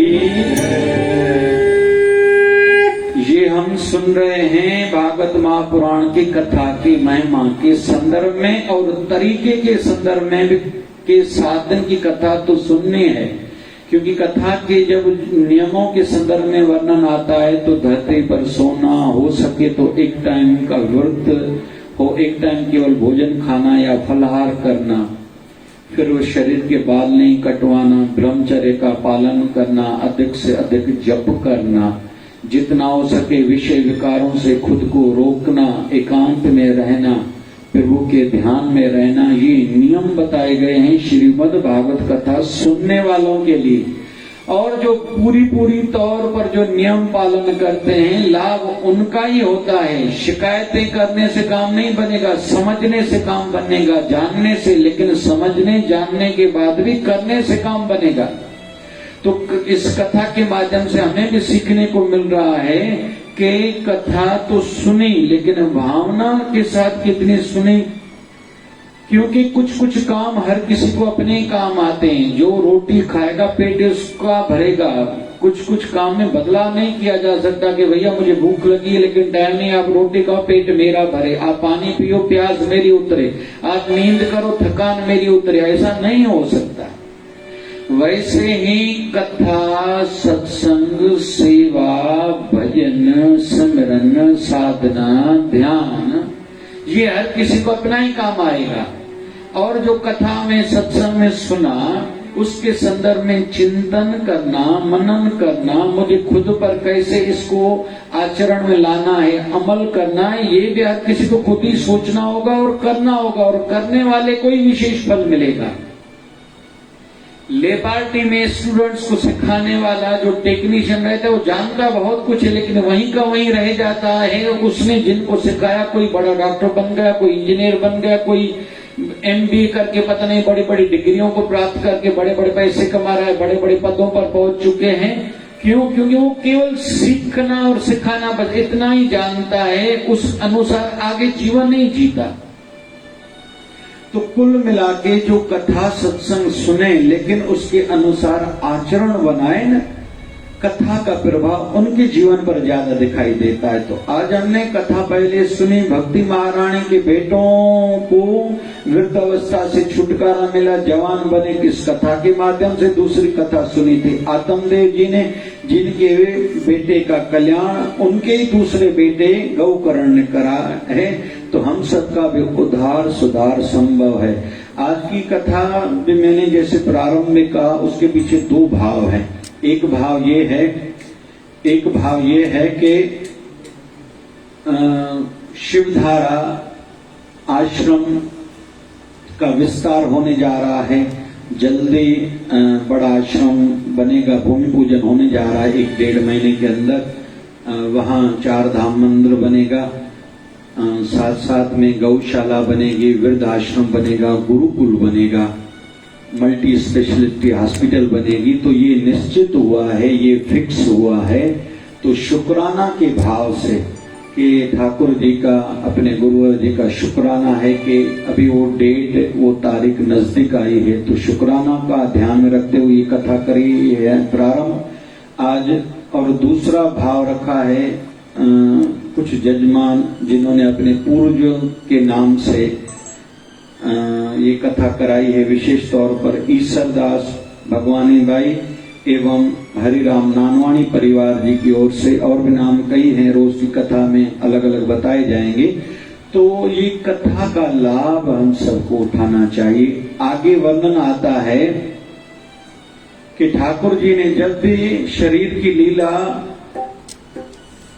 की लीला समाप्त करने जा रहे थे, तो ठाकुर जी से पूछा गया था कि आप तो जा रहे हो, तो ये संसार किसके आधार पर, ये धर्म किसके आधार पर आप छोड़ के जा रहे हो? तो ठाकुर जी ने कहा था, धर्म और ये संसार अभी श्रीमद् भागवत महापुराण के आधार पर छोड़ के जा रहा हूं, क्योंकि ये शरीर मेरा 5 तत्व वाला भली जा रहा है, लेकिन मेरी शक्ति सदैव इस संसार में रहेगी, वो रहेगी श्रीमद् भागवत महापुराण में। अभी सनकादिक ऋषियों ने सूत जी से प्रश्न पूछते हैं, शौनक आदि की सनकादिक ऋषियों ने ये कथा किससे सुनी, ये प्रारंभ कहां से हुआ था? तो सूत जी कहते हैं, पहले भगवान नारायण जी ने ये कथा ब्रह्मा जी को सुनाई, ब्रह्मा जी ने यही कथा नारद जी को सुनाई, नारद जी ने यही कथा वेद व्यास जी महाराज को सुनाई, और वेद व्यास जी महाराज जी ने 4 श्लोकों में से 18,000 श्लोक का विस्तार करके ये कथा शुकदेव जी महाराज को बताई। और शुकदेव जी महाराज ने मुझे अपना दास, मतलब सूत जी बता रहे हैं, मुझे अपना शिष्य समझ के मुझे सुनाई थी। अभी शौनक आदि ऋषि प्रश्न पूछ रहे हैं कि भगवान ने कितने अवतार धारण करे, कृपा करके उनके संदर्भ में आप कुछ सुनाएं। अभी सूत जी कहते हैं, भगवान ने 24 अवतार 24 अवतार करते हैं। कभी कभी 4 पैर वालों को तसल्ली देने के लिए कभी वाराह बन के भी ठाकुर जी आते हैं। कभी कभी विचित्र रूप धारण भी ठाकुर जी ने करा है, जिसको कहा जाता है नर सिंह, आधा शरीर नर का आधा सिंह का। और भगवान हैं सबके ऊपर उनकी कृपा है, ये हमें सदैव याद रखना चाहिए। आज संक्षिप्त में कहेंगे, कल से विस्तार करेंगे। भगवान का पहला अवतार माना जाता है सनकादिक, सनक, सनंदन, सनातन एवं संत कुमार। पहला अवतार वो माना जाता है जो संसार में सदैव जिनके संदर्भ में हमने सुना भक्ति करते रहते हैं। दूसरा अवतार माना जाता है धरती को रसातल से बाहर निकाला था वाराह रूप लेके ठाकुर जी का। तीसरा रूप अवतार माना जाता है नारद जी। चौथा अवतार माना जाता है नर नारायण। पांचवा अवतार माना जाता है कपिल देव, जो सिद्धों के स्वामी हैं, सांख्य शास्त्र का ज्ञान जिन्होंने बताया था। उसके बाद नाम आता है ठाकुर जी का दत्तात्रेय के रूप में अवतरित हुए हैं। और फिर ठाकुर जी अवतार धारण करते हैं यज्ञ नारायण के रूप में। फिर हैग्रीव अवतार ठाकुर जी ने अवतार धारण करा है। और हैग्रीव अवतार के संदर्भ में ज्यादा विस्तार नहीं दिया गया है। हैग्रीव नाम है एक दैत्य का, घोड़े का सिर है, बाकी शरीर इंसान का है। लेकिन उन्होंने तपस्या करके वरदान प्राप्त करा था, मुझ जैसा ही कोई मार सकता है। तो ठाकुर जी ने वरदान तो उस समय ब्रह्मा जी ने दिया था, लेकिन उनके जैसा ही रूप धारण करके उसका वध किया था। और हंस अवतार के संदर्भ में भी विस्तार नहीं है। जिन्होंने चतुश्लोकी भागवत कथा सुनाई थी ब्रह्मा जी को। आगे वर्णन आता है ठाकुर जी ने अवतार धारण करा था ऋषभदेव के नाम से। उनके बाद राजा पृथु के रूप में ठाकुर जी अवतरित हुए हैं, जिन्होंने औषधियों का ज्ञान आदि दिया है, संसार को सुव्यवस्थित करा था। मत्स्य अवतार भी ठाकुर जी ने अवतार धारण करा है। कच्छ अवतार धारण करके समुद्र मंथन के समय में मंदराचल पर्वत को अपने पीठ पर धारण करा था।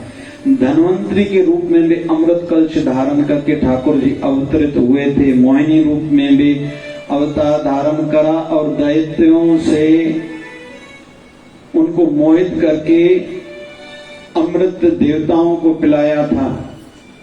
आगे ठाकुर जी का वर्णन आता है नरसिंह रूप में अवतार धारण करके हिरण्यकश्यप का वध करा था। वामन रूप में फिर ठाकुर जी अवतरित हुए, राजा बलि से धरती दान में ली थी। फिर परशुराम के रूप में ठाकुर जी अवतरित हुए और 21 बार धरतियों से क्षत्रियों को खत्म करा था। फिर ठाकुर जी अवतरित हुए हैं व्यास जी के रूप में। और फिर ठाकुर जी अवतरित हुए हैं राम जी के रूप में। कृष्ण रूप में अवतरित हुए प्रेमा अवतार जिनको माना जाता है। फिर बुद्ध अवतार एवं कलयुग के अंत में ठाकुर जी अवतरित होंगे कल्कि के रूप में। ये 24 अवतार ठाकुर जी के माने जाते हैं, जिनके संदर्भ में सूत जी से प्रश्न पूछा गया और शौनकादिक ऋषियों को सूत जी ने बताया है। कल आगे की कथा हम लोग विस्तार से लेंगे। और कोई कहे कि कथा के संदर्भ में महिमा हमने सुनी, किसी को मोक्ष चाहिए तो कथा सुननी चाहिए, करानी चाहिए, पढ़नी चाहिए, भागवत महापुराण का पाठ करना चाहिए। किसी को दुखों से छुटकारा चाहिए, किसी के परिवार पर पितृ दोष लगा हुआ है या कोई देव दोष लगा हुआ है, कोई गलतियां हमसे हुई है, हमारे पूर्वजों से हुई है, हमारे घर में किसी का गर्भपात एबार्शन हुआ है या किसी का जानबूझकर कराया गया है। जो आजकल सोनोग्राफी करा के देखा जाता है बेटा नहीं है तो गर्भपात कराओ आदि आदि आदि। तो इन सब दोषों का निवारण है श्रीमद् भागवत महापुराण की कथा करना, पढ़ना या सुनना या कराना। ये एकमात्र उपाय है। तो इस कथा में ठाकुर जी के 24 अवतारों के संदर्भ में कल से हम लोग सुनेंगे और ठाकुर जी की अलग अलग लीलाओं के संदर्भ में सुनेंगे। एवं 2 वंश हैं, सूर्य वंश एवं चंद्र वंश में जितने राजा हुए हैं, अलग अलग कथाओं के माध्यम से हमें सीख मिलेगी, शिक्षा मिलेगी। और राजा परीक्षित से जो गलती हुई वो हम लोग इस प्रकार की गलती न करें, ये भी सीख मिलेगी। अगर गलती हो जाए तो निवारण भी ढूंढना चाहिए, हर चीज का निवारण है, उपाय है, वो ढूंढ के वो करने से गलती का प्रायश्चित किया जा सकता है। पश्चाताप के माध्यम से, भक्ति कथा की माध्यम से हम लोग खुद का उदार सुधार कर सकते हैं। ये हम लोग सुनेंगे आने वाले बाकी 6 दिनों में। ठाकुर जी के श्री चरणों में यही प्रार्थना है कि हमने जो सुना धीरे धीरे हमारे अमल में आता जाए, क्योंकि धीरे धीरे हम ठाकुर जी के प्रिय होते जाएं, ऐसा भाव मन में होना चाहिए। ठाकुर जी कृपा करें, जो हमने सुना वो हमारे अमल में आता जाए। बोल बाबा शिवजन जी महाराज की जय। राधा ढूंढ रही किसी ने मेरा श्याम देखा, श्याम देखा घन श्याम देखा, श्याम देखा घन श्याम देखा। राधा ढूंढ रही किसी ने मेरा श्याम देखा, राधा ढूंढ रही किसी ने मेरा श्याम देखा। राधा तेरा श्याम मैंने यमुना तट पे देखा, राधा तेरा श्याम मैंने यमुना तट पे देखा, यमुना तट पे देखा मैंने, यमुना तट पे देखा, सतुल्य चुराते हुए राधा तेरा श्याम देखा, हमने चुराते हुए राधा तेरा श्याम देखा। राधा ढूंढ रही किसी ने मेरा श्याम देखा, राधा ढूंढ रही किसी ने मेरा श्याम देखा।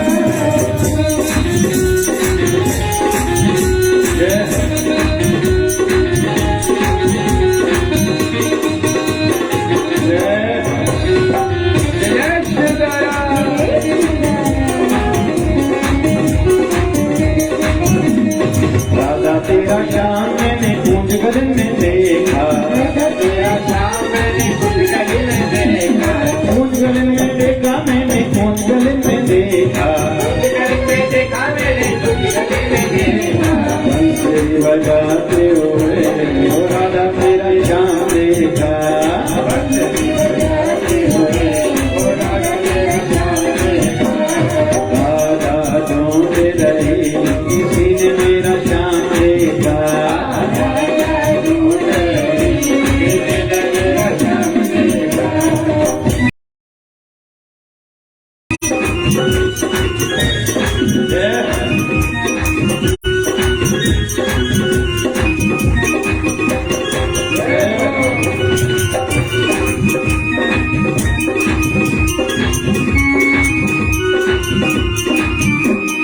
राधा तेरा श्याम मैंने जीवन में देखा,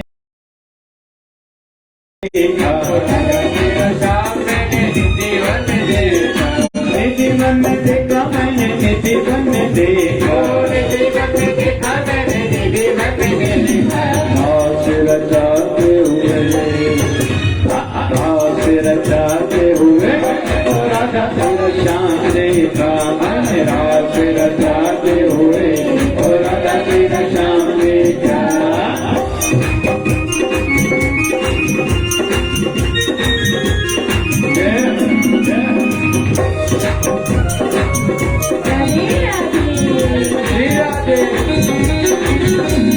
राधा तेरा श्याम मैंने बरसाना में देखा, राधा तेरा श्याम मैंने बरसाना में देखा, बरसाना में देखा मैंने, बरसाना में देखा, बरसाना में देखा मैंने, बरसाना में देखा। राधे राधे राधे राधे राधे राधे राधे राधे राधे राधे राधे राधे राधे राधे राधे राधे राधे रखते हुए राधा तेरा श्याम देखा मैंने। राधे राधे रखते हुए राधा ढूंढ रही किसी ने मेरा श्याम देखा ढूंढ रही किसी ने मेरा श्याम देखा हरे राम राम राम हरे हरे हरे राम हरे हरे हरे कृष्णा कृष्णा कृष्णा हरे हरे हरे कृष्णा कृष्णा कृष्णा हरे हरे गोविंद बल हरि गोपाल गोविंद बल बल गोपाल हे पूरन परमात्मा पापों का करनात्मा हे पूरन परमात्मा पापों का करनात्मा विश्व बने धर्मात्मा तेरी आत्मा हे पूरन परमात्मा पापों का करनात्मा विश्व बने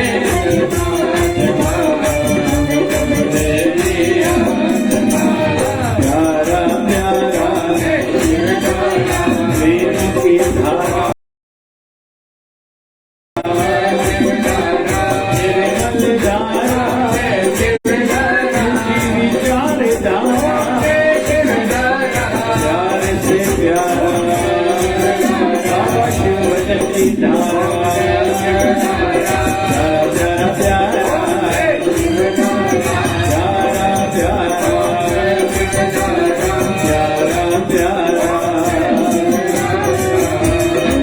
सतगुरु स्वामी शिव भजन जी महाराज की बोलिए शिवधारा वाले साहिब की जय। अभी कथा करेंगे। कथा के अंत में आरती भाव से भागवत भगवान की आरती। श्री भागवत भगवान की है आरती पापियों को पाप से श्री भागवत भगवान की है आरती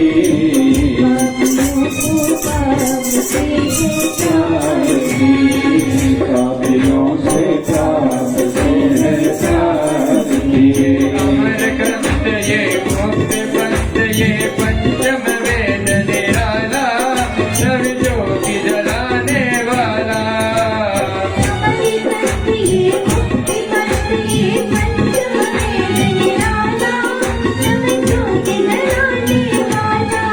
हरि नाम यही हरि धाम यही हरि नाम यही हरि धाम यही यही जंगल मन की आरती पापियों को भागते श्री भागवत भगवान की है आरती पापियों को पाप से है आरती पापियों को पाप से है आरती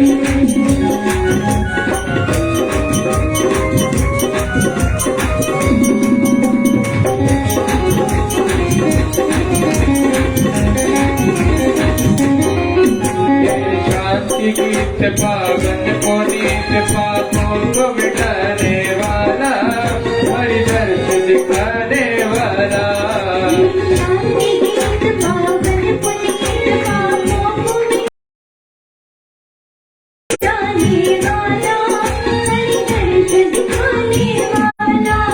यह दुख करनी यह दुख हरनी ओ यह दुख करनी यह दुख हरनी मेरी मधुसूदन की आरती पापियों को भागवत भगवान की आरती पापियों को पाप से है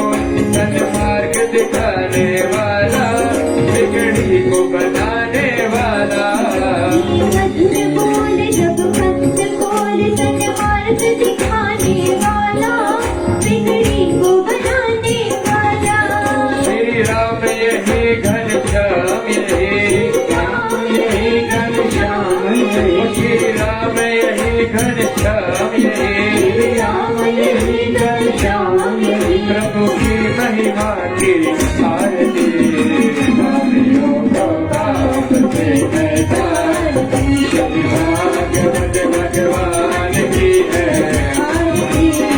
पापियों को पाप से है डारती पापियों को पाप से है डारती पापियों को पाप से है डारती पापियों को पाप से है डारती बोलिए भागवत भगवान की जय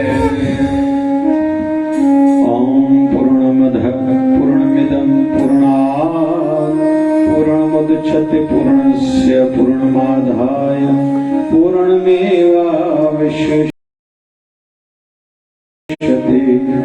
ओम शांति शांति शांति।